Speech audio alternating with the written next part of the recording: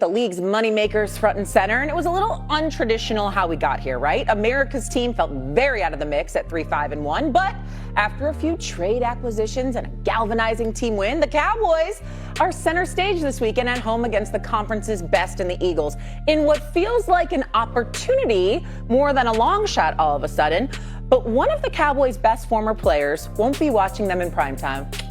He'll likely be focused on his son, making his first career start against the team the Cowboys just shellacked.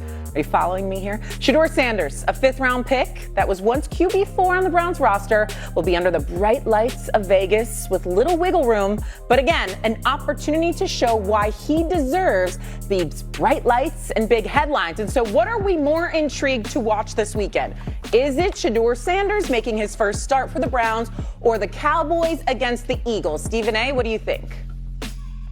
Listen, for me personally, just for this week, it would be Shedeur Sanders.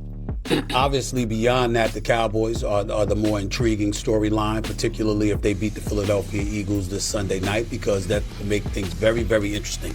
But I think because of all the noise that was made since he departed from Colorado, leading up to the NFL draft, the day of the NFL draft, the immediate aftermath of the NFL draft, and beyond, I think all eyes in the National Football League are going to be on Shedeur Sanders and how he performs this weekend. It'll be the lone weekend that happens, but I think right now, just for this Sunday, I think that all eyes are going to be on this young man. Okay, what are you more intrigued to watch, Cam Newton, Shedeur Sanders, or the Dallas Cowboys? I'll second Stephen A. Smith, and why? It's because this is a career-defining moment. When it's all said and done, he will look back at this opportunity specifically and say, hey, yo, my first start was this moment.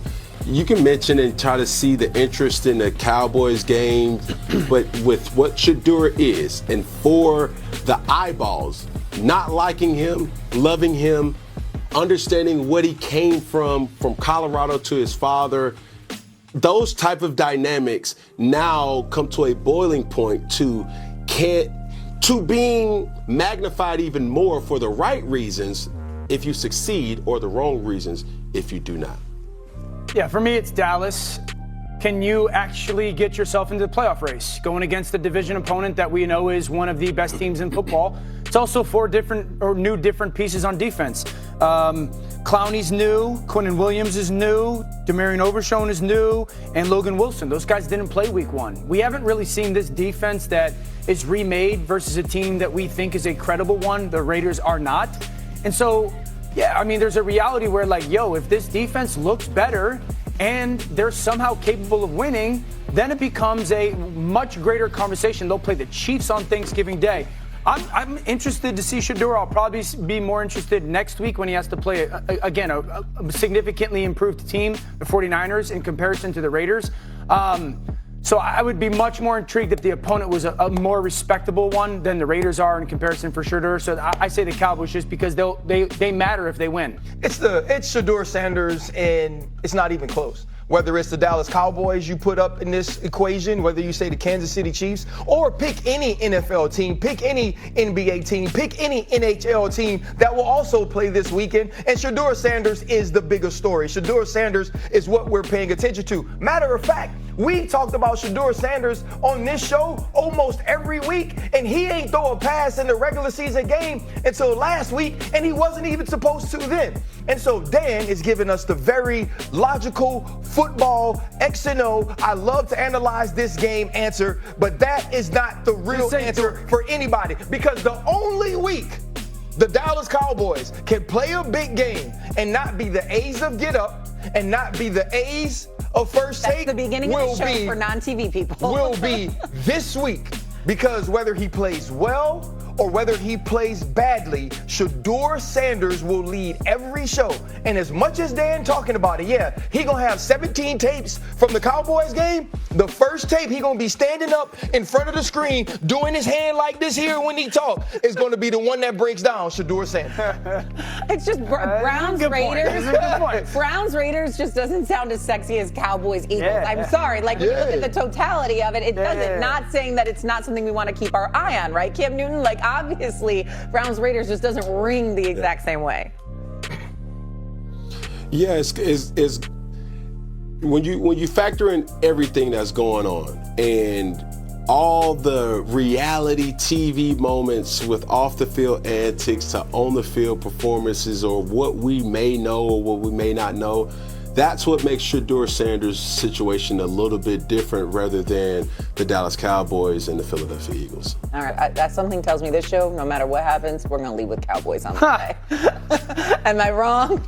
No lies detected. Okay, coming up here on First Take. Well, Then he showed up, showed out, and did it again, and then showed up at the press conference and said, "Is that what you were looking for?"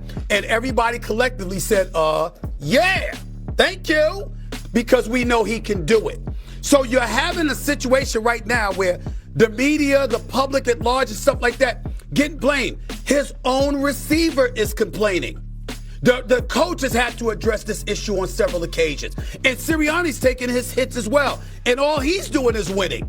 But he's still taking hits as well. It ain't just Jalen Hurts. It's him too. So we got to look at that as well. All I'm trying to say is this. Everybody knows that Jalen Hurts can ball. He's the reigning, defending Super Bowl champion, Super Bowl MVP, got his bag. Everybody applauded it. We know he deserves it. We know that he's been a winner for his career, no doubt. But because we're seeing what we're seeing, and we know he can do better, and we know it's going to be required in order for the Eagles to repeat, that's why we pointed out.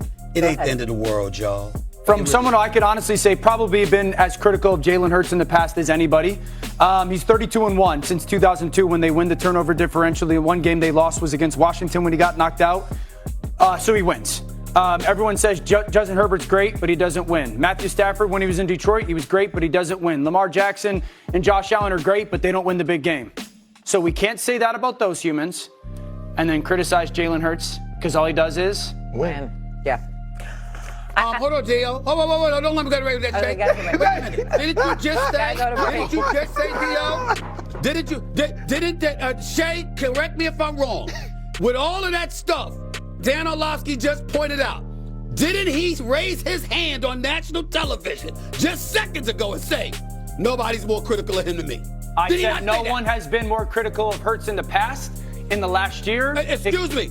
So in other words, in that 32-1 run, okay, that you just pointed out about Jalen Hurts, over those 33 games, there's nothing that you said critical about Jalen Hurts. Is that what you're saying on national television? I literally just said there was.